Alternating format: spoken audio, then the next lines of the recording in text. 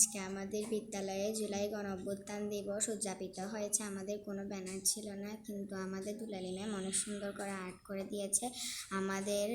আমাদের অনুষ্ঠানটি সঞ্চালনায় ছিলেন আমাদের প্রিয় শেলি ম্যাম। আমাদের পবিত্র কোরআন এবং গীতা থেকে পাঠ করেছেন আমাদের অত্র বিদ্যালয়ের শিক্ষার্থীরা। তারপর আমরা শিক্ষার্থীরা মিলে জুলাই গণঅভ্যুত্থান দিবস সম্পর্কে নিজেদের মধ্য থেকে কিছু বক্তব্য দিয়েছি। তারপর আমাদের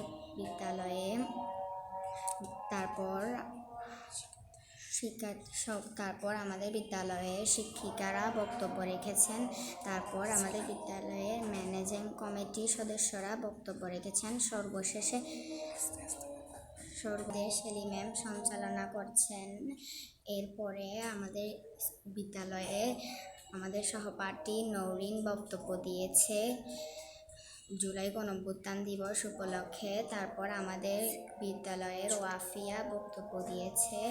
তারপর বক্তব্য রেখেছেন আমাদের উচ্চ বিদ্যালয়ের শিক্ষক সালাহা ম্যাম। তারপর বক্তব্য রেখেছেন আমাদের শিক্ষক ইয়াসমিন ম্যাম। তারপর বক্তব্য রেখেছেন হাফসা ম্যাম। তারপর ফ্যাসিবাদী দুঃশাসনের পর বাংলাদেশ 2024 সালের 5ই আগস্ট মুক্তি লাভ করে চূড়ান্ত পতন ঘটেছিল ফ্যাসিবাদের। তারপর 8 আগস্ট অন্তর্বর্তীকালীন সরকার গঠন করা হয়। তারপর তিনি আয়োজন করেন ত্রয়োদশ জাতীয় সংসদ নির্বাচন। ম্যানেজিং কমিটির সদস্যবৃন্দ, সহসভাপতি মূল্যবান বক্তব্য রাখছেন।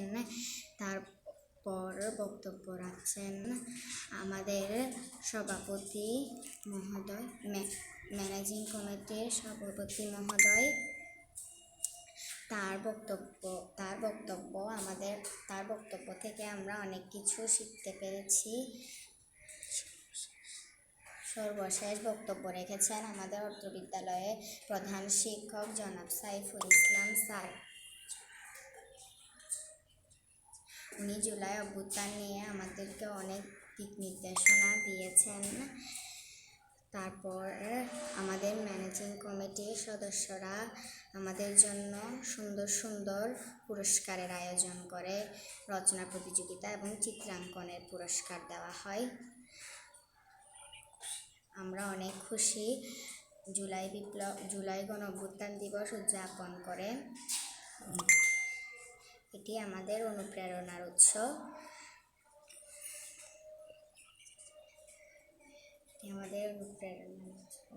তারপর আমরা সবাই মিলে এক ফ্রেমে যারা পুরস্কার পেয়েছি তারা সবাই ছবি তুলেছি। এভাবেই আমাদের দিনটি খুব সুন্দরভাবে উদযাপিত